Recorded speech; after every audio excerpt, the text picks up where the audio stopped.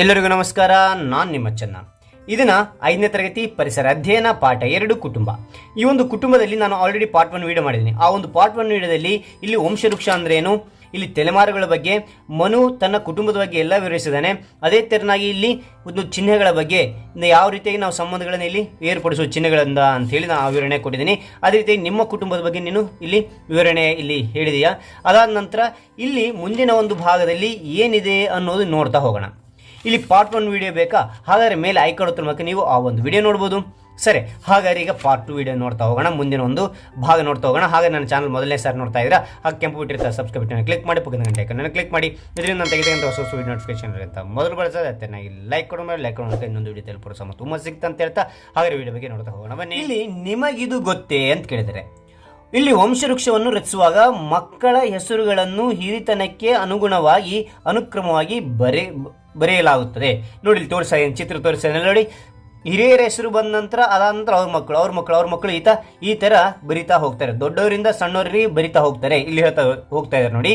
ವೃಕ್ಷದಲ್ಲಿ ಆ ವಂಶದ ಮಕ್ಕಳಲ್ಲಿ ಹಿರಿಯರಿಂದ ಪ್ರಾರಂಭಿಸಿ ಕಿರಿಯರವರೆಗೆ ಹೆಸರುಗಳನ್ನು ಮೊದಲು ಬರೆದು ನಂತರ ಅವರ ಪತ್ನಿಯರ ಹೆಸರುಗಳನ್ನು ಬರೆಯಲಾಗುತ್ತದೆ. ಇಲ್ಲಿ ಹಿರಿತನ ಇದೆ. ನಿಮ್ಮ ಅಜ್ಜ ಇದ್ದಾರೆ, ಅಜ್ಜಿಗೆ ಎಷ್ಟು ಮಂದಿ ಮಕ್ಕಳು, ಅವರಿಗೆ ಮದುವೆ ಆಗಿದ್ರೆ ಅಲ್ಲಿ ಹೆಂಡತಿ ಹೆಸರುಗಳನ್ನು ಈ ರೀತಿಯಾಗಿ ಬರಿತಾ ಹೋಗ್ತಾರೆ. ಓಕೆನಾ? ಸರಿ, ಅದಾದ ನಂತರ ವಂಶವೃಕ್ಷ ಎಂಬ ಪದವು ಮರದ ಕಲ್ಪನೆಯಂತೆ ತಲೆಮಾರುಗಳಿಗೆ ಹರಡುತ್ತಾ ಹೋಗುತ್ತದೆ ಎಂಬುದನ್ನು ಸೂಚಿಸುತ್ತದೆ. ನೋಡಿ, ಇಲ್ಲಿ ಮರ ಇದೆ. ಮರ ಹೇಗಿರುತ್ತೆ? ಕೊಲ್ಲಿಗಳಿರ್ತವೆ. ಮರ ಅಂದರೆ ಸುಮ್ಮನೆ ಒಂದು ನೆಟ್ಟಿ ಇದ್ರಂಗೆ ಇರ್ತದ, ನೆಟ್ಟಿ ಈ ಥರನ ಇರ್ತದೆ ಎಲ್ಲ. ನೋಡಿ ಇಲ್ಲಿ ಚಿತ್ರ ತೋರಿಸ. ಮರ ಅಂದರೆ ಕೊಲ್ಲಿಗಳಿರ್ತವೆ. ಆ ಕೊಲ್ಲಿಗಳಿರ್ತಾವಲ್ಲ, ಅದೇ ಥರನಾಗಿ ಕುಟುಂಬ ಅನ್ನೋದು ಕೂಡ ಹಬ್ಬಿತಾ ಹೋಗುತ್ತೆ ಅನ್ನೋದು ಇಲ್ಲಿ ವಂಶವೃಕ್ಷ ಅಂತಕ್ಕಂಥದ್ದು ಸೂಚಿಸ್ತದೆ. ಆದರೆ ಸಾಮಾನ್ಯವಾಗಿ ವಂಶವೃಕ್ಷವನ್ನು ಬರೆಯುವಾಗ ಹಿರಿಯರಿಂದ ಕಿರಿಯರವರೆಗೆ ಮೇಲಿನಿಂದ ಕೆಳಗಡೆ ಬರೆಯಲಾಗುತ್ತದೆ. ಹಿರಿಯರ ನಂತರ ಪೀಳಿಗೆಯನ್ನು ಸೂಚಿಸಲು ಹೀಗೆ ಬರೆಯಲಾಗುತ್ತದೆ. ಇಲ್ಲಿ ಒಂದು ಚೆನ್ನಾಗಿ ನೆನಪಿಟ್ಕೊಳ್ಳಿ, ವಂಶವೃಕ್ಷ ಬರೆಯೋ ಕಾಲಕ್ಕೆ ಫಸ್ಟು ನಿಮ್ಮ ಪೂರ್ವಿಕರ ಹೆಸರು, ಅವರ ಮಕ್ಕಳ ಹೆಸರು ಬರಿತಾ ಲಾಸ್ಟಿಗೆ ನಿಮ್ಮ ಹೆಸರು ಬರುತ್ತೆ. ಓಕೆ, ಮತ್ತೆ ನಿಮಗೆ ಮದುವೆ ಆದಾಗ ಮತ್ತೆ ನಿಮ್ಮ ಮಕ್ಕಳ ಹೆಸರು ಬರ್ತದೆ. ಈ ರೀತಿಯಾಗಿ ಏನಾಗುತ್ತೆ ಅಂತಂದ್ರೆ ಇಲ್ಲಿ ವಂಶವೃಕ್ಷ ದೊಡ್ಡವರಿಂದ ಚಿಕ್ಕವರ ಹೆಸರು ಬರಿತಾ ಹೋಗ್ತಾರೆ. ಹಾಗಾದರೆ ಹಿಂದಿನ ಪೀಳಿಗೆ ಏನಿದೆ ಅಂತೇಳಿ ಚೆನ್ನಾಗಿ ಕಂಡಿಡ್ಲಿಕ್ಕೆ ಸಹಾಯ ಆಗುತ್ತೆ. ಓಕೆನಾ ಮಕ್ಕಳೇ? ಸರಿ, ಅದಾದ ನಂತರ ಮುಂದೆ ಏನಿದೆ ನೋಡೋಣ. ಈಗ ನಿನಗೆ ನನ್ನ ಸ್ನೇಹಿತರ ಕುಟುಂಬಗಳನ್ನು ಪರಿಚಯಿಸುವೆ ಅಂತ ಹೇಳ್ತಾರೆ. ಇಲ್ಲಿ ಏನು ಮಾಡ್ತಾ ಇದ್ದೇನೆ ಅಂದರೆ, ಮನು ಹೇಳ್ತಾ ಇದ್ದೇನೆ, ನಿಮ್ಮನೆ ನಂದು ಕುಟುಂಬದ ಬಗ್ಗೆ ನಾನು ತಿಳಿಸಿದ್ದೀನಿ, ಅದೇ ರೀತಿ ನಿಮ್ಮ ಕುಟುಂಬದ ಬಗ್ಗೆ ನೀನು ಹೇಳಿದೀಯ. ಹಾಗಾದರೆ ಮನು ಹೇಳ್ತಾ ಇದ್ದೇನೆ, ಈಗ ನಮ್ಮ ಸ್ನೇಹಿತನ ಕುಟುಂಬ ಇದೆ, ಇಲ್ಲಿ ಕಾಣ್ತಾ ಇದೆಯಲ್ಲ, ಇದೇ ನನ್ನ ಸ್ನೇಹಿತನ ಕುಟುಂಬ ಅಂಥೇಳಿ ಪರಿಚಯಿಸ್ತಾನೆ. ಇದು ನನ್ನ ಗೆಳೆಯನ ಕುಟುಂಬ, ಅವನ ಅವಿಭಕ್ತ ಕುಟುಂಬ. ಅವನದು ಹೇಗಿರ್ತದೆ? ಅವಿಭಕ್ತ ಕುಟುಂಬ ಅದು ಕೂಡ. ಗೆಳೆತನ ಕುಟುಂಬ ನೋಡಿದೆಯಲ್ಲ, ಈ ಕುಟುಂಬದ ಬಗ್ಗೆ ನಿನ್ನ ಅನಿಸಿಕೆ ಬರಿ ಅಂತ ಹೇಳ್ತಾನೆ. ಈ ಕುಟುಂಬ ಕಾಣ್ತಾ ಇದೆಯಲ್ಲ, ಇದ್ರ ಬಗ್ಗೆ ನಿನ್ನ ಅನಿಸಿಕೆ ಬರಿ ಅಂತಂದರೆ ಇಲ್ಲಿ ನಾನು ಒಂದು ಅನಿಸಿಕೆ ಬರ್ತೇನೆ. ಈ ಕುಟುಂಬವು ದೊಡ್ಡ ಕುಟುಂಬವಾಗಿದೆ, ಅವಿಭಕ್ತ ಕುಟುಂಬ ಎನ್ನಬಹುದು, ನೋಡಲು ಸುಂದರವಾಗಿದೆ ಅಂತೇಳಿ ನಾನು ಈ ಒಂದು ಫೋಟೋ ನೋಡಿ ನಾನು ಬರ್ತೇನೆ. ನಿಮ್ಮ ಇಷ್ಟ, ನಿಮಗೆ ಏನು ಕಾಣುತ್ತೆ, ನಿಮಗೆ ಯಾವುದು ಇಷ್ಟ ಅನಿಸುತ್ತೆ, ಈ ಒಂದು ವಾಕ್ಯಗಳನ್ನು ನಿಮ್ಮ ಅನಿಸಿಕೆಗಳನ್ನು ಇಲ್ಲಿ ತಿಳಿಸಿ. ಓಕೆನಾ? ಸರಿ, ಹಾಗೆ ಮುಂದಿನ ಭಾಗದಲ್ಲಿ ಏನಿದೆ ಅಂತಕ್ಕಂಥದ್ದು ನೋಡ್ತಾ ಹೋಗೋಣ. ಇದುವರೆಗೂ ನೀನು ತಿಳಿದ ನಿನ್ನ ಮತ್ತು ನನ್ನ ಗೆಳೆತನದ ಕುಟುಂಬದಲ್ಲಿ ಕಂಡು ಬಂದ ಸಾಮ್ಯತೆ ಹಾಗೂ ಭಿನ್ನತೆಯನ್ನು ಬರೆ ಅಂತ ಹೇಳ್ತಾನೆ. ಇಲ್ಲಿ ಮನುವಿನ ಕುಟುಂಬ, ಅದೇ ರೀತಿ ನಿನ್ನ ಕುಟುಂಬ. ಇಲ್ಲಿ ಚಿತ್ರ ತೋರಿಸ್ತಾನೆ, ಇದು ಮನುವಿನ ಕುಟುಂಬ. ಅದಂತೆ ನಿನ್ನ ಕುಟುಂಬ. ಇಲ್ಲಿ ಚಿತ್ರ ತೋರಿಸ್ತಾನೆ, ಈ ಕುಟುಂಬ ಯಾರು? ಮನುವಿನ ಸ್ನೇಹಿತನ ಕುಟುಂಬ. ಈ 3 ಚಿತ್ರಗಳು ನೋಡಿ ಏನು ಸಾಮ್ಯತೆ ಕಂಡು ಬರ್ತೇವೆ? ಸಾಮ್ಯತೆ ಅಂದರೆ ಹೋಲಿಕೆ, ಸೇಮ್ ಆಗಿರ್ತಕ್ಕಂಥದ್ದು. ಮೊದಲು ಸಾಮ್ಯತೆಯನ್ನು ನೋಡೋಣ, ಆದ್ಮೇಲೆ ಭಿನ್ನತೆಯನ್ನು ನೋಡೋಣ. ಏನು ಕಂಡು ಬರ್ತೇವೆ ಸಾಮ್ಯತೆ ಅಂತ? ಅವಿಭಕ್ತ ಕುಟುಂಬ. ಮನುವಿಂದು ಅವಿಭಕ್ತ ಕುಟುಂಬ, ನಂದು ಅವಿಭಕ್ತ ಕುಟುಂಬ, ಈ ಒಂದು ಗೆಳೆಯಿಂದ ಕೂಡ ಅವಿಭಕ್ತ ಕುಟುಂಬ, ತುಂಬು ಕುಟುಂಬ. ಅದ ನಂತರ ಮಕ್ಕಳು. ಇಲ್ಲಿ ಮನುವಿನ ಕುಟುಂಬದಲ್ಲಿ ಮಕ್ಕಳು ಕಂಡು ಬರ್ತೇವೆ, ನನ್ನ ಕುಟುಂಬದಲ್ಲಿ ಮಕ್ಕಳು ಕಂಡು ಬರ್ತೇವೆ, ಈ ಒಂದು ಕುಟುಂಬದಲ್ಲಿಯೂ ಕೂಡ ಮಕ್ಕಳನ್ನು ನಾವು ಕಂಡು ಬರ್ತಾ ಇದ್ದೇವೆ. ಅಜ್ಜ ಅಜ್ಜಿ. ಇಲ್ಲಿ ನೋಡಿ, ಅಲ್ಲಿ ಮನುವಿನ ಕುಟುಂಬದಲ್ಲಿಯೂ ಅಜ್ಜ ಅಜ್ಜಿ ಇದ್ದಾರೆ, ನನ್ನ ಕುಟುಂಬದಲ್ಲಿಯೂ ಕೂಡ ಅಜ್ಜ ಅಜ್ಜಿ ಇದ್ದಾರೆ, ಅದೇ ತರನಾಗಿ ಇಲ್ಲಿ ಕೂಡ ಅಜ್ಜ ಅಜ್ಜಿ ಇದ್ದಾರೆ. ಇದೆಲ್ಲ ಸಾಮ್ಯತೆ ಅಂದರೆ ಸೇಮ್ ಆಗಿರ್ತಕ್ಕಂಥದ್ದು. ಸಂಬಂಧಿಗಳು. ಇಲ್ಲಿ ಕೂಡ ಮನುವಿನ ಕುಟುಂಬದಲ್ಲಿ ಸಂಬಂಧಿಗಳಿದ್ದಾರೆ, ನನ್ನ ಕುಟುಂಬದಲ್ಲಿ ಸಂಬಂಧಿಗಳಿದ್ದಾರೆ, ಮತ್ತೆ ಈ ಒಂದು ಕುಟುಂಬದಲ್ಲಿ ಕೂಡ ಸಂಬಂಧಗಳಿದ್ದಾವೆ. ಓಕೆನಾ? ಭಿನ್ನತೆ ಅಂದ್ರೆ ಏನು ಅಂದ್ರೆ ವ್ಯತ್ಯಾಸ. ಇಲ್ಲಿ 3 ಕುಟುಂಬಗಳು ಕಂಡು ಬರ್ತವೆ. ಇದಕ್ಕೆ ವ್ಯತ್ಯಾಸ ಏನಿದೆ ಅಂತಕ್ಕಂಥದ್ದು ನೋಡೋಣ. ಏನಂದ್ರೆ ಕುಟುಂಬ ಸದಸ್ಯರು ನೋಡಿ, ಇಲ್ಲಿ ಮನುವಿನ ಕುಟುಂಬಕ್ಕೂ ನನ್ನ ಕುಟುಂಬಕ್ಕೂ ಈ ಕುಟುಂಬಕ್ಕೂ ವ್ಯತ್ಯಾಸ ಕಂಡು ಬರ್ತವೆ. ಅವನು ಜಾಸ್ತಿ ಇದ್ದಾರೆ ಸದಸ್ಯರು, ಇಲ್ಲಿ ನನ್ನಲ್ಲಿ ಸ್ವಲ್ಪ ಕಡಿಮೆ ಇದ್ದಾರೆ, ಇಲ್ಲಿ ಕೂಡ ಕಡಿಮೆ ಇದ್ದಾರೆ. ಇಲ್ಲಿ ಕುಟುಂಬ ಸದಸ್ಯರ ಸಂಖ್ಯೆ ಸೇಮ್ ಆಗಿರಲು ವ್ಯತ್ಯಾಸ ಕಂಡು ಬರ್ತವೆ, ಭಿನ್ನತೆ ಕಂಡು ಬರ್ತವೆ. ವ್ಯತ್ಯಾಸ ಅಂದರೆ ಭಿನ್ನತೆ ಕಂಡು ಬರ್ತವೆ. ತಲೆಮಾರು ನೋಡಿ, ಇಲ್ಲಿ ಮನುವಿನ ಕುಟುಂಬದಲ್ಲಿ 4 ತಲೆಮಾರು, ಅದಾದ ನಂತರ ಇಲ್ಲಿ ನನ್ನ ಕುಟುಂಬದಲ್ಲಿ 3 ತಲೆಮಾರು, ಇಲ್ಲಿ ಒಂದು 3 ತಲೆಮಾರು ಹಂಗಿರ್ಬೋದು. ಆದರೆ ಇನ್ನು ತಲೆಮಾರಿನಲ್ಲಿ ಕೂಡ ವ್ಯತ್ಯಾಸ ಕಂಡು ಬರ್ತವೆ. ಮನೆಗಳಲ್ಲಿಯೂ ಕೂಡ ವ್ಯತ್ಯಾಸ ಕಂಡು ಬರ್ತವೆ. ವಂಶ ವೃಕ್ಷದಲ್ಲಿಯೂ ಕೂಡ ವ್ಯತ್ಯಾಸ ಕಂಡು ಬರ್ತವೆ. ವೃಕ್ಷದಲ್ಲಿ ಒಬ್ಬೊಬ್ರದ್ದು ಒಂದೊಂಥರ ವಂಶ ವೃಕ್ಷಗಳು ನೋಡ್ತಾ ಹೋಗ್ತೇವೆ. ಈ ರೀತಿಯಾಗಿ ಭಿನ್ನತೆಗಳು ನಾವು ನೋಡ್ತೇವೆ. ಓಕೆನಾ ಮಕ್ಕಳೇ? ಸರ್ ಹಾಗಾದರೆ ಮುಂದಿನ ಏನು ಕೊಟ್ಟಿದ್ದಾರೆ ಅಂತಕ್ಕಂಥದ್ದು ವಿವರಿಸ್ತಾ ಹೋಗ್ತಾನೆ. ಓಕೆ, ನನ್ನ ಗೆಳೆಯನ ಕುಟುಂಬವು ಒಂದು ಅವಿಭಕ್ತ ಕುಟುಂಬ. ಈ ಕುಟುಂಬದ ಅನುಕೂಲತೆಗಳು ಮತ್ತು ಅನಾನುಕೂಲತೆಗಳು ಯಾವುವು ಎಂಬುದನ್ನು ಗೆಳೆಯರೊಂದಿಗೆ ಚರ್ಚಿಸಿ ಬರೆ ಅಂತ ಹೇಳಿದ್ರೆ, ಇಲ್ಲಿ ಅವಿಭಕ್ತ ಕುಟುಂಬ, ನಂದು ಅವಿಭಕ್ತ ಕುಟುಂಬನೇ, ಇಲ್ಲಿ ನಿಂದು ಕೂಡ ಅವಿಭಕ್ತ ಕುಟುಂಬನೇ, ಇಲ್ಲಿ ನೋಡ್ತಕ್ಕಂಥದ್ದು ಕೂಡ ಅವಿಭಕ್ತ ಕುಟುಂಬನೇ. ಅಲ್ಲಿ ನಾವು ಇರೋದ್ರಿಂದ ನಮಗೆ ಏನು ಅನುಕೂಲತೆಗಳಿದ್ದಾವೆ, ಅನುಕೂಲತೆ ನೋಡೋಣ, ಅದಾದ ನಂತರ ಅನಾನುಕೂಲತೆ ನೋಡೋಣ. ಓಕೆನಾ? ಅನುಕೂಲತೆ ಏನಿದೆ ಅಂದ್ರೆ ಭಾವನಾತ್ಮಕ ಬೆಂಬಲ. ಭಾವನಾತ್ಮಕ ಬೆಂಬಲ ಅಂದ್ರೆ ನಮಗೆ ಏನಾದ್ರು ದುಃಖ ಆಯ್ತು ಅಂತ ತಿಳ್ಕೊರಿ, ನಾವು ಅಳ್ತಾ ಇರ್ತೇವೆ. ಅವಾಗ ಏನು ಮಾಡ್ತಾರೆ, ನಿಮ್ಮ ಸಂಬಂಧಿಕ ದೊಡ್ಡ ಕುಟುಂಬ ಇರೋದ್ರೆ ಯಾಕೆ ಕಳಿತೀವಿ ಏನಾಗಲ್ಲ, ನಾನು ಇದೀನಲ್ಲ ಅಂತೇಳಿ ಒಬ್ರಿಗೊಬ್ರು ಏನಾಗ್ತಂದ್ರೆ ಬೆಂಬಲ ಕೊಡ್ತಾರೆ, ಸಪೋರ್ಟ್ ಕೊಡ್ತಾರೆ, ಭಾವನಾತ್ಮಕ ಬೆಂಬಲ ಕೊಡ್ತಾರೆ. ಇದು ಒಂದನೇದು. ಎರಡನೇದು ಆರ್ಥಿಕ ನೆರವು. ಏನಾದರೂ ನಮಗೆ ಏನಾದ್ರು ಕಷ್ಟ ಬಂದು ತಿಳ್ಕೊರಿ, ಕಷ್ಟ ಬಂದಾಗ ನನ್ನ ತಗ ಹಣ ಇಲ್ಲ, ಅವಾಗ ಏನು ಮಾಡ್ತಾರೆ, ಆ ತುಂಬ ಕುಟುಂಬ ಇರೋದ್ರಿಂದ, ಇಲ್ಲಿ ಅವಿಭಕ್ತ ಕುಟುಂಬ ಇರೋದ್ರಿಂದ ಎಲ್ಲರೂ ಒಂದಿಷ್ಟು ರೊಕ್ಕ ಹಾಕಿ ಏನು ಮಾಡ್ತಾರೆ ಅಂದರೆ ನೆರವು ನೀಡ್ತಾರೆ, ಸಹಾಯ ಮಾಡ್ತಾರೆ. ಹೌದಾ? ಇದು ಅನುಕೂಲತೆ ಇದೆ. ಅದಾದ ನಂತರ ಗೌರವಿಸಲು ಕಲಿಯಲು. ಇಲ್ಲಿ ಏನಂದ್ರಿಗಿನ ಈ ತುಂಬು ಕುಟುಂಬ ಇರೋದ್ರಿಂದ ಹೇಗೆ ಒಬ್ರಿಗೊಬ್ರು ಚೆನ್ನಾಗಿ ಮಾತಾಡಿಸ್ಬೇಕು, ಅವ್ರಿಗೆ ಹೇಗೆ ಗೌರವ ಕೊಡಬೇಕು. ಈ ತಾತ ಅಜ್ಜಿ ಇದ್ದರೆ ಅವರಿಗೆ ನಮಸ್ಕಾರ ಮಾಡೋದಾಗಲಿ, ಅವರಿಗೆ ದೊಡ್ಡ ಹಿರಿತನ ಅದರಿಗಿನ ಅವ್ರಿಗೆ ಗೌರವ ಕೊಡೋದಾಗಲಿ ಮಾಡ್ತಾರೆ. ಅದರಿಂದ ನಾವು ಕಲಿತೇವೆ ತುಂಬು ಕುಟುಂಬ ಇರೋದ್ರಿಂದ. ಓಕೆನಾ? ನಾಲ್ಕನೇದು ಹಂಚಿಕೊಂಡು ತಿನ್ನೋದು.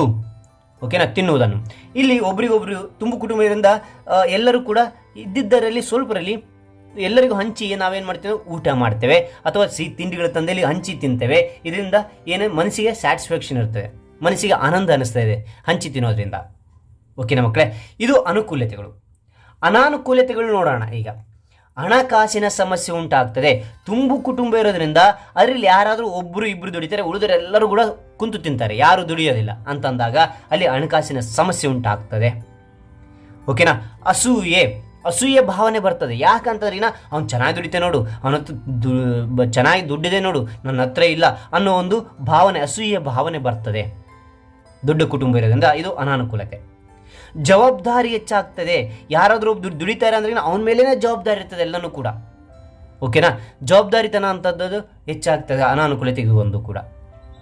ಅದಾದ ನಂತರ ಸಣ್ಣ ಕಾರ್ಯವಿದ್ದರೂ ದೊಡ್ಡ ಖರ್ಚು. ಮನೆಯಲ್ಲಿ ಏನಾದ್ರು ಸಣ್ಣ ಫಂಕ್ಷನ್ ಇರ್ತದೆ, ಅದು ಜಗ್ಗಿ ಜನ ಇರೋದ್ರಿಂದ ಎಲ್ಲರೂ ಕೂಡ ಬಟ್ಟೆಗಳು ತರಬೇಕಾಗ್ತದೆ. ಅವ ನೋಡಿ ಇರದೇ ಒಬ್ಬನ ಫಂಕ್ಷನ್ ಇದ್ರಿಗಿನ ಅವರೆಲ್ಲರಿಗೂ ಬಟ್ಟೆ ತಂದು ಹೊಸ ಬಟ್ಟೆ ತಂದ್ರಿಗಿನ ಆಗುತ್ತೆ. ಸಣ್ಣ ಫಂಕ್ಷನ್ ಇದ್ರೂ ಕೂಡ ದೊಡ್ಡ ಖರ್ಚು ಆಗ್ತದೆ. ಓಕೆ? ಆದ ಕಾರಣ ಸಣ್ಣ ಕಾರ್ಯವಿದ್ದರೂ ದೊಡ್ಡ ಖರ್ಚಾಗ್ತದೆ. ಇಲ್ಲಿ ಅಂದ್ರಿಗಿನ ಅವಿಭಕ್ತ ಕುಟುಂಬದಲ್ಲಿ ಇದು ಅನಾನುಕೂಲತೆ. ಸರಿ, ಹಾಗಾದರೆ ಮುಂದಿನ ಒಂದು ಭಾಗದಲ್ಲಿ ಏನು ಕೊಟ್ಟಿದ್ದಾನೆ ನೋಡ್ತಾ ಹೋಗೋಣ. ಈಗ ನನ್ನ ಗೆಳತಿಯ ಮನೆಗೆ ಹೋಗೋಣ. ಇಲ್ಲಿ ಮನು ಏನು ಮಾಡ್ತಾನೆ, ಮನು ಇಲ್ಲಿ ಬಂದಂದ್ರೆ ಗೆಳತಿ ಮನೆಗೆ ಕರ್ಕೊಂಡು ಬಂದ. ಗೆಳತಿ ಮನೆಗೆ ಹೋದ ನಂತರ ಹೋಗೋಣ. ಆಕೆಯ ತಾಯಿ ಏನೋ ಹೇಳುತ್ತಿದ್ದಾರೆ, ಕೇಳೋಣ. ಇಲ್ಲಿ ಗೆಳತಿಯ ತಾಯಿಗೆ ಇಲ್ಲಿ ಕಾಣ್ತಾ ಇದ್ದಾರೆ, ಗೆಳತಿಯ ತಾಯಿ ಏನು ಹೇಳ್ತಿದೆ ನೋಡಿ. ನಾನು ಬೆಳೆದದ್ದು ದೊಡ್ಡ ಕುಟುಂಬದಲ್ಲಿ. ತಾಯಿ ಹೇಳ್ತಾರೆ, ನಾನು ದೊಡ್ಡ ಕುಟುಂಬದಲ್ಲಿ ಬೆಳೆದೇನೆ. ನಮ್ಮ ಮನೆಯಲ್ಲಿ ಎಷ್ಟು ಜನ ಇದ್ರು ಅಂದ್ರೆ 25 ಜನ ಇದ್ರು. ಮಕ್ಕಳ ಪಾಲನೆ, ಪೋಷಣೆ, ಜವಾಬ್ದಾರಿಯನ್ನು ಎಲ್ಲರೂ ವಹಿಸುತ್ತಿದ್ರು. ಚಿಕ್ಕ ಮಗು ಇದ್ದಾಗ ನಾನು ಎತ್ಕೊಂತೀನಿ, ನೀನು ಎತ್ಕೊಂತೀನಿ ಅಂತ ಎಲ್ಲರೂ ಕೂಡ ಎತ್ಕೊಳ್ತಾ ಇದ್ರು.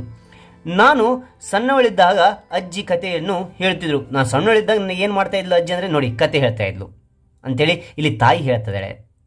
ಓಕೆನಾ?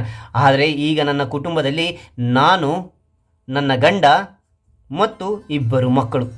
ಇವಾಗ ಹೆಂಗಿದೆ ನೋಡಿ, ನಾನು, ನನ್ನ ಗಂಡ, 2 ಮಕ್ಕಳಿದ್ದಾವೆ ಅಷ್ಟೇ. ಈಗ ನಾನು ಆಸ್ಪತ್ರೆಯಲ್ಲಿರುವ ನನ್ನ ಗಂಡನಿಗೆ ಊಟವನ್ನು ತೆಗೆದುಕೊಂಡು ಹೋಗಬೇಕು. ಆಸ್ಪತ್ರೆ, ನನ್ನ ಗಂಡ ಆರಾಮಿಲ್ದಂಗಿದ್ದಾನೆ, ಇವಾಗ ಆಸ್ಪತ್ರೆಗೆ ಹೋಗಬೇಕು. ಇಲ್ಲಿ ಮನೆಗಳು ಮಕ್ಕಳಿದ್ದಾರೆ. ನನ್ನ ಈ ಸಣ್ಣ ಮಗುವನ್ನು ಯಾರ ಬಳಿ ಬಿಡಲಿ ಎಂಬುದೇ ನನಗೆ ಚಿಂತೆಯಾಗಿದೆ ಅಂತೇಳಿ ಚಿಂತೆ ಮಾಡ್ತಾ ಇದ್ದಾಳೆ ತಾಯಿ. ಓಕೆನಾ? ನನಗೆ ಸಣ್ಣ ಮಗು ಇದೆ, ಎಲ್ಲಿ ಬಿಟ್ಟು ಹೋಗಲಿ, ಆಸ್ಪತ್ರೆಗೆ ಕರ್ಕೊಂಡೋಗಿ ಆಗಲ್ಲ, ಅಲ್ಲಿ ಕ್ಯಾರೆಟ್ ತೆಗೆದುಕೊಂಡು ಹೋಗ್ಬೇಕು, ನನ್ನ ಗಂಡ ಆಸ್ಪತ್ರೆಗಿದ್ದಾನೆ ಅನ್ನೋ ಚಿಂತೆ ಒಳಗೆ ತಾಯಿ ಇದ್ದಾಳಂತೆ. ಅವಾಗ ಏನಾಯ್ತು ನೋಡಿ, ಇವರ ಪಕ್ಕದ ಮನೆಯ ರಜಿಯಾ ಅಕ್ಕ ಬಂದರಲ್ಲ. ಅಲ್ಲಿ ಕರೆಕ್ಟಾಗಿ ರಜಿಯಾ ಅಕ್ಕ ಬಂದ್ಲು, ಪಕ್ಕದ ಮನೆ ರಜಿಯಾ ಅಕ್ಕ ಬಂದ್ಲು. ಇಲ್ಲಿ ನೋಡಿ, ಈ ಅಕ್ಕನೇ ರಜಿಯಾ ಅಕ್ಕ. ಏನು ಹೇಳ್ತಾರೆ ಎಂದು ಕೇಳೋಣ. ಇಲ್ಲಿ ಈ ಅಕ್ಕ ಬಂದು ಏನು ಹೇಳ್ತಾಳೆ ನೋಡೋಣ. ಓಕೆನಾ? ಏನು ಹೇಳ್ತಾಳೆ ನೋಡೋಣ. ಚಿಂತಿಸಬೇಡಿ, ನಿಮ್ಮ ಸಣ್ಣ ಮಗುವನ್ನು ನಮ್ಮ ಮನೆಯಲ್ಲಿ ಬಿಡಿ. ಇದು ಎದಕ್ಕೆ ಚಿಂತೆ ಮಾಡ್ತಾ ಇದ್ದೀರಾ, ಆಸ್ಪತ್ರೆಗೆ ಹೋಗ್ತಾ ಇದ್ದೀರಾ? ಹಾಗಾದರೆ ಆ ಮಗುನ ನನ್ನ ಮನೆಗೆ ಬಿಡ್ರಿ, ನಾನು ನೋಡಿಕೊಳ್ತೇನೆ. ಅಕ್ಕಪಕ್ಕ ಇದ್ದ ಮೇಲೆ ಒಬ್ರಿಗೊಬ್ರು ಸಹಾಯ ಮಾಡಬೇಕಲ್ವೇ? ಅಕ್ಕಪಕ್ಕ ಇದ್ದರೆ ಒಬ್ರಿಗೊಬ್ರು ಸಹಾಯ ಮಾಡಬೇಕು. ನೋಡಿ, ನಮ್ಮ ಮನೆ ಬಿಟ್ಟು ಹೋಗಿ ಅಂತೇಳಿ ರಜಿಯಕ್ಕೆ ಹೇಳ್ತಾಳಂತೆ. ಓಕೆನಾ?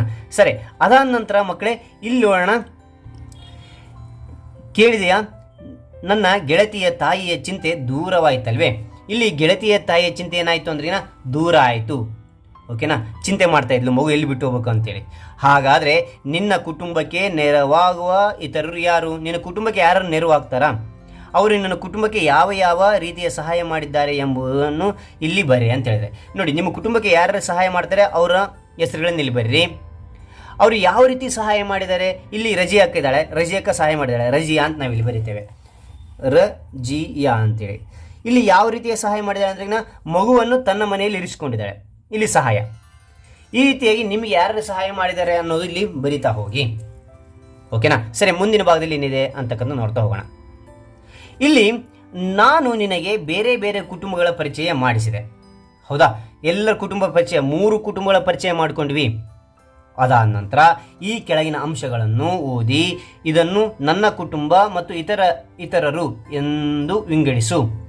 ಇಲ್ಲೇನೆ ಚೌಕಟ್ಟು ಡಬ್ಬೆ ಕೊಟ್ಟರೆ ನನ್ನ ಕುಟುಂಬದಲ್ಲಿ ಸಹಾಯ ಆಗ್ತಕ್ಕಂಥದ್ದು, ಇತರರು ಇಲ್ಲಿಂದ ಸಹ ವಿಂಗಡಣೆ ಮಾಡಬೇಕು. ಏನಂತಂದ್ರೆ ನನ್ನ ಕುಟುಂಬಕ್ಕೆ ಏನೆಲ್ಲ ಬರ್ತವೆ ಆ ಪಾಯಿಂಟ್ಗಳನ್ನು ಇಲ್ಲಿ ಬರೀಬೇಕು, ಸಂಬಂಧಿಸಿದ ಪಾಯಿಂಟ್ಗಳನ್ನು. ಇತರರಿಗೆ ಸಂಬಂಧಿಸಿದ ಪಾಯಿಂಟ್ಗಳನ್ನು ಈ ಕಡೆ ಬರೀಬೇಕಾಗ್ತದೆ. ಅದನ್ನು ಮುಂದಿನ ಪುಟದಲ್ಲಿ ಕೊಟ್ಟಿರುವ ಚೌಕದಲ್ಲಿ ಬರೀ ಅಂತ ಹೇಳ್ತಾರೆ. ಓಕೆನಾ? ಸರಿ, ಹಾಗಾದ್ರೆ ಮುಂದಿನ ಭಾಗದಲ್ಲಿ ನೋಡ್ತಾ ಹೋಗೋಣ. ಇಲ್ಲಿ ಮೊದಲನೇ ಪಾಯಿಂಟ್, ಪಾಲನೆ ಮತ್ತು ರಕ್ಷಣೆ. ಪಾಲನೆ ರಕ್ಷಣೆ ಯಾರು ಮಾಡ್ತಾರೆ? ಕುಟುಂಬ ಮಾಡ್ತದೆ, ಇತರರು ಮಾಡ್ತಾರೆ. ಅಂದ್ರೆ ಇದು ಕುಟುಂಬ ಮಾಡ್ತದೆ. ಪಾಲನೆ ಮತ್ತು ರಕ್ಷಣೆ ಕುಟುಂಬನೇ ಮಾಡೋದು. ಯೋಗ್ಯ ಶಿಕ್ಷಣ ಕೊಡಿಸಿದ್ರೆ ಯಾರು ಕೊಡಿಸ್ತಾರೆ ಅಂದರೆ ಕುಟುಂಬ ಕೊಡಿಸ್ತದೆ, ತಂದೆ ಕೊಡಿಸ್ತಾನೆ. ಹಾಗಾಗಿ ಯೋಗ್ಯ ಶಿಕ್ಷಣ ಕೊಡಿಸುವುದು ನನ್ನ ಕುಟುಂಬ ಅಂತೇಳಿ ಬರ್ತೇನೆ. ಇಲ್ಲಿ ಆಹಾರ ವಸ್ತುಗಳನ್ನು ನೀಡುವುದು, ಆಹಾರ ಮತ್ತು ವಸ್ತುಗಳನ್ನು, ದಿನಸಿ ವಸ್ತುಗಳನ್ನು ಯಾರು ತರ್ತಾರೆ ಅಂದರೆ ನನ್ನ ಕುಟುಂಬ ಕೊಡ್ತದೆ ನನಗೆ. ಓಕೆ, ಅದಾದ ನಂತರ ಪಾಠವನ್ನು ಕಲಿಸುವುದು. ಪಾಠವನ್ನು ಕಲಿಸೋದು ನನ್ನ ಕುಟುಂಬ ಕಲಿಸುತ್ತಾ? ಇಲ್ಲ, ಇತರರು ಅಂದರೆ ಶಿಕ್ಷಕರಿಂದ ಕಲಿತೇವೆ. ಪಾಠವನ್ನು ಕಲಿಸೋದು ಇತರರಲ್ಲಿ ನಾನು ಬರ್ತೇನೆ. ಓಕೆನಾ? ಇಲ್ಲಿ ಆಟದಲ್ಲಿ ಸೋತಾಗ ಸಮಾಧಾನ ಮಾಡುವುದು. ಆಟದಲ್ಲಿ ಸೋತಾಗ ಯಾರು ಸಮಾಧಾನ ಮಾಡ್ತಾರೆ? ನಮ್ಮ ಗೆಳೆಯರು ಸಹಾಯ ಮಾಡ್ತಾರೆ, ಇತರರು, ನಮ್ಮ ಕುಟುಂಬದವರಲ್ಲ, ಬೇರೆಯವರು ಸಹಾಯ ಮಾಡ್ತಾರೆ. ಆದ ಕಾರಣ ಇತರರಲ್ಲಿ ನಾನು ಬರ್ತೇನೆ. ಓಕೆ, ಅದ ನಂತರ ರೋಗ ಬಂದಾಗ ಚಿಕಿತ್ಸೆ ಮಾಡುವುದು. ಚಿಕಿತ್ಸೆ ಮಾಡೋದು ಯಾರು? ನಮಗೆ ರೋಗ ಬಂದಾಗ ಡಾಕ್ಟ್ರು ಮಾಡ್ತಾರೆ, ನಮ್ಮ ಕುಟುಂಬ ಮಾಡೋದಿಲ್ಲ. ಆದ ಕಾರಣ ಇತರರು ಅಂತ ಇಲ್ಲಿ ಬರ್ತೇನೆ. ಓಕೆನಾ? ಅದ ನಂತರ ಪ್ರೀತಿ ವಾತ್ಸಲ್ಯ ತೋರುವವರು. ಪ್ರೀತಿ ವಾತ್ಸಲ್ಯ ಯಾರು ತೋರುತ್ತಾರೆ? ಇತರರು ತೋರುತ್ತಾರ? ನಮ್ಮ ಕುಟುಂಬನೇ ತೋರೋದು. ಆದ ಕಾರಣ ನನ್ನ ಕುಟುಂಬದಲ್ಲಿ ನಾನು ಇಲ್ಲಿ ಬರ್ತೇನೆ. ಓಕೆ, ಅವಶ್ಯಕತೆಯನ್ನು ಪೂರೈಸುವುದು. ನಮ್ಮ ಅವಶ್ಯಕತೆ ನನಗೆ ಏನನ್ನು ಬೇಕು ಅಂತಂದರೆ ನಾನು ಯಾರನ್ನು ಕೇಳ್ಬೇಕು? ಇತರನ್ನು ಕೇಳ್ಬೇಕಾ? ಇಲ್ಲ, ನನ್ನ ಕುಟುಂಬನ ಕೇಳಬೇಕು. ಆದ ಕಾರಣ ಇಲ್ಲಿ ಅವಶ್ಯಕತೆಗಳನ್ನು ಪೂರೈಸ್ತಕ್ಕಂಥ ನನ್ನ ಕುಟುಂಬದಲ್ಲಿ ನಾನು ಬರ್ತೇನೆ. ಓಕೆನಾ? ಅದ ನಂತರ ಅಮ್ಮ ಇಲ್ಲದಿದ್ದಾಗ ನೆರವಾಗುವರು. ಅಮ್ಮ ಇಲ್ಲಪ್ಪ ಮನೆಯಲ್ಲಿ, ಅವಾಗೇನ ಇತರರ ಕುಟುಂಬ ಅಂದ್ರೆ ಪಕ್ಕೆಲ ಮನೆಗೆ ಸಹಾಯ ಕೇಳ್ತು, ಅದಕ್ಕೆ ಇತರರು ಅಂತೇಳಿ ಇಲ್ಲಿ ಬರ್ತೇನೆ ಪಾಯಿಂಟ್ನಲ್ಲಿ. ಹೆಚ್ಚಿನ ಸಮಯ ಇರುವುದು. ಹೆಚ್ಚಿನ ಸಮಯ ಎಲ್ಲಿರ್ತೇವೆ ಅಂದ್ರೆ ಇಲ್ಲಿ ಹೊರಗಡೆ ಅಂದರೆ ಶಾಲೆ ಒಳಗೆ ಹೆಚ್ಚಿಗೆ ಸಮಯ ಇರ್ತೀರಿ. ಮನೆಯೊಳಗಿಂತ ಹೆಚ್ಚಿನ ಸಮಯ ಶಾಲೆ ಒಳಗೆ ಇರ್ತೀರಿ. ಆದ ಕಾರಣ ಇಲ್ಲಿ ಮನೆಯೂ ಬರಿಬೋದು, ಕುಟುಂಬನೂ ಬರಿಬೋದು, ರೈಟ್ ಆಗುತ್ತೆ. ಇಲ್ಲಿ ಇತರರಲ್ಲೂ ಬರೆದ್ರು ಕೂಡ ರೈಟ್ ಆಗುತ್ತೆ ಮಕ್ಕಳೇ. ಸರಿ, ಹಾಗಾದರೆ ಇಲ್ಲಿ ಮುಂದೇನು ಕೊಟ್ಟಿದ್ದಾನೆ ನೋಡ್ತಾ ಹೋಗೋಣ. ನಮ್ಮ ಕುಟುಂಬದ ಸದಸ್ಯರೊಂದಿಗೆ ಇತರರು, ನೆರವರು ಸಹ ನಮಗೆ ಸಹಾಯ, ನೆರೆಯವರು ಕೂಡ ನಮಗೇನು ಸಹಾಯ ಮಾಡ್ತಾರೆ. ನಮ್ಮ ಕುಟುಂಬ ಅಲ್ಲ, ಸದಸ್ಯರಲ್ಲ, ಬೇರೆಯವರು ಕೂಡ ನಮಗೆ ಸಹಾಯ ಮಾಡ್ತಾರೆ ಅನ್ನೋದನ್ನು ತಿಳಿಬೇಕಾಗ್ತದೆ. ಓಕೆನಾ? ಸರಿ, ಮುಂದಿನ ಭಾಗದಲ್ಲಿ ಏನು ಕೊಟ್ಟಿದೆ ನೋಡ್ತಾ ಹೋಗೋಣ. ಇಲ್ಲೊಂದು ನಿಮಗೆ ಪ್ರಾಜೆಕ್ಟ್ ವರ್ಕ್ ಇದೆ. ಏನು ಕೊಟ್ಟಿದ್ದಾರೆ ಅಂದ್ರೆ ಇದರಲ್ಲಿ ಒಂದು 10 ಮನೆಗೆ ನೀವು ಭೇಟಿ ಕೊಡಿ. ಓಕೆನಾ? 10 ಮನೆಗೆ ಭೇಟಿ ಕೊಟ್ಟು ಅಲ್ಲಿ ಕುಟುಂಬದ ಸದಸ್ಯರ ಸಂಖ್ಯೆ ಎಷ್ಟಿದ್ದಾರೆ ಅಂತಕ್ಕಂಥದ್ದು ಬರೀರಿ. ಇದರಲ್ಲಿ ಮನೆಯಲ್ಲಿ ಮುಖ್ಯಸ್ಥರು ಯಾರು ಅಂತಕ್ಕಂಥ ಹೆಸರುಗಳನ್ನ ಇಲ್ಲಿ ಬರಿತಾ ಹೋಗಿ. ಇದೊಂದು ಪ್ರಾಜೆಕ್ಟ್ ಇದು. ಓಕೆನಾ ಮಕ್ಕಳೇ? ಇಲ್ಲಿ ಬರಿತಾ ಹೋಗಿ, ಅಥವಾ ಸುತ್ತಮುತ್ತ ಮನೆಯಲ್ಲಿ ಇಲ್ಲಿ ಅವ್ರ ಹೆಸರುಗಳನ್ನ ಇಲ್ಲಿ ವಿವರಣೆ ಬರಿತಾ ಹೋಗಿ. ಅದೇ ರೀತಿಯಾಗಿ ಇಲ್ಲಿ ಪ್ರಶ್ನೆಗಳು ಕೇಳ್ತಾ ಹೋಗ್ತಾರೆ, ಅದಕ್ಕೆ ತಕ್ಕಂತೆ ನೀವು ಉತ್ತರಗಳನ್ನ ಕೊಡ್ತಾ ಹೋಗಬೇಕಾಗುತ್ತೆ. ಓಕೆನಾ? ಈ ಚಟುವಟಿಕೆಯಿಂದ ನಾನು ತಿಳಿದದ್ದು, ನೀನು ಏನೇನು ತಿಳಿದ ಈ ಒಂದು ಚಟುವಟಿಕೆಯಿಂದ ಅಂತಕ್ಕಂಥದ್ದು ಇಲ್ಲಿ ಬರಿತಾ ಹೋಗಬೇಕಾಗುತ್ತೆ. ಓಕೆನಾ ಮಕ್ಕಳೇ? ಸರಿ, ಇಲ್ಲಿ ಒಂದು ಹಾಡು ಕೊಟ್ಟಿದ್ದಾರೆ. ಏನಂತ ಹಾಡು ಕೊಟ್ಟಿದ್ದಾರೆ ನೋಡ್ತಾ ಹೋಗೋಣ. ಹಾಡಿನಲ್ಲಿ ಅಂತ ಹೇಳಿದ್ದಾರೆ ಏನು ಅಂತಂದ್ರೆ ಇಲ್ಲಿ ನೋಡೋಣ. ಕುಟುಂಬ ಕುಟುಂಬ ನನ್ನ ಕುಟುಂಬ, ಕುಟುಂಬ ಕುಟುಂಬ ನನ್ನ ಕುಟುಂಬ, ನಾನು ಹುಟ್ಟಿ ಬೆಳೆದ ಕುಟುಂಬ, ನಾನು ಹುಟ್ಟಿ ಬೆಳೆದ ಕುಟುಂಬ, ನಗುತ್ತಾ ಕಾಲ ಕಳೆದ ಕುಟುಂಬ, ಅಪ್ಪ ಅಮ್ಮ ತಮ್ಮ ಇರುವ ಕುಟುಂಬ, ಪ್ರೀತಿ ವಾತ್ಸಲ್ಯ ತುಂಬಿದ ಕುಟುಂಬ. ಕುಟುಂಬವಿಲ್ಲದೆ ನಾನಿಲ್ಲ, ಕುಟುಂಬಗಳಿಲ್ಲದೆ ಜಗವಿಲ್ಲ. ಕುಟುಂಬವಿಲ್ಲದೆ ನಾನಿಲ್ಲ, ಕುಟುಂಬಗಳಿಲ್ಲದೆ ಜಗವಿಲ್ಲ. ಈ ರೀತಿಯಾಗಿ ನಿಮಗೆ ಯಾವ ರೀತಿ ಪ್ರಾಸ ಬರುತ್ತೋ ಆ ರೀತಿಯಾಗಿ ಇಲ್ಲಿ ಆಡ್ತಾ ಹೋಗ್ಬೋದು. ಓಕೆನಾ ಮಕ್ಕಳೇ? ಸರ್, ಹಾಗಾದರೆ ಮುಂದಿನ ಒಂದು ಭಾಗದಲ್ಲಿ ಏನಿದೆ ನೋಡ್ತಾ ಹೋಗೋಣ. ಇಲ್ಲಿ ನೋಡಿ, ಚಿತ್ರದ ಸಹಾಯದಿಂದ ಈ ಕೆಳಗಿನ ಪ್ರಶ್ನೆಗಳಿಗೆ ಉತ್ತರಿಸು ಅಂತಿದೆ. ಸರಿ, ಹಾಗಾದರೆ ಇಲ್ಲಿ ನೋಡೋಣ. ಈ ಚಿತ್ರದಲ್ಲಿ ಏನಿದೆ ಅಂತಂದರೆ ಕುಟುಂಬ ಕೊಟ್ಟಿದ್ದಾರೆ. ಇಲ್ಲಿ ಅನೇಕ ಒಂದು ವಿಷಯಗಳನ್ನ ಇಲ್ಲಿ ಕೊಟ್ಟಿದ್ದಾರೆ.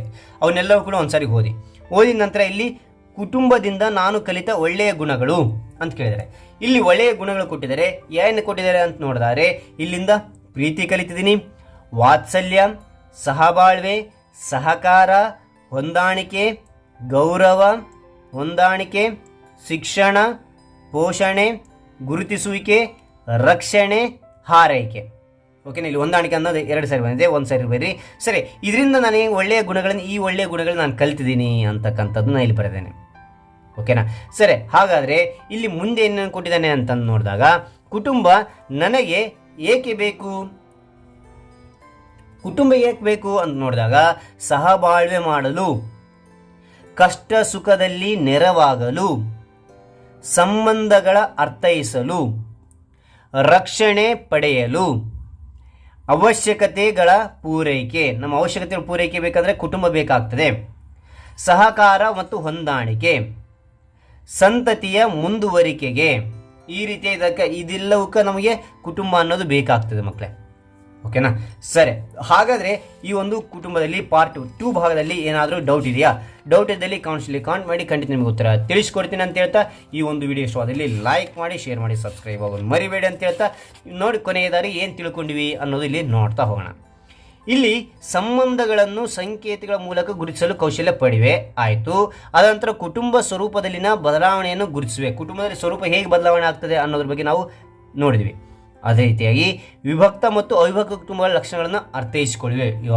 ವಿಭಕ್ತ ಕುಟುಂಬದ ಲಕ್ಷಣ ಹೇಗಿರ್ತದೆ, ಅವಿಭಕ್ತ ಕುಟುಂಬದ ಲಕ್ಷಣ ಹೇಗಿರುತ್ತೆ ಅಂತಕ್ಕಂಥದ್ದು ಈ ಒಂದು ವಿಷಯ ಈ ಒಂದು ವಿಡಿಯೋದಲ್ಲಿ ತಿಳಿದಿವಿ ಅಂತ ಹೇಳ್ತಾ, ಹಾಗಾದ್ರೆ ಈ ವಿಡಿಯೋ ಇಷ್ಟವಾದಲ್ಲಿ ಲೈಕ್ ಮಾಡಿ, ಶೇರ್ ಮಾಡಿ, ಸಬ್ಸ್ಕ್ರೈಬ್ ಆಗೋದು ಮರಿಬೇಡಿ ಅಂತ ಹೇಳ್ತೀವಿ. ವಿಡಿಯೋ ಮುಗಿಸಾಯಿನಿ. Thank you for watching. Bye.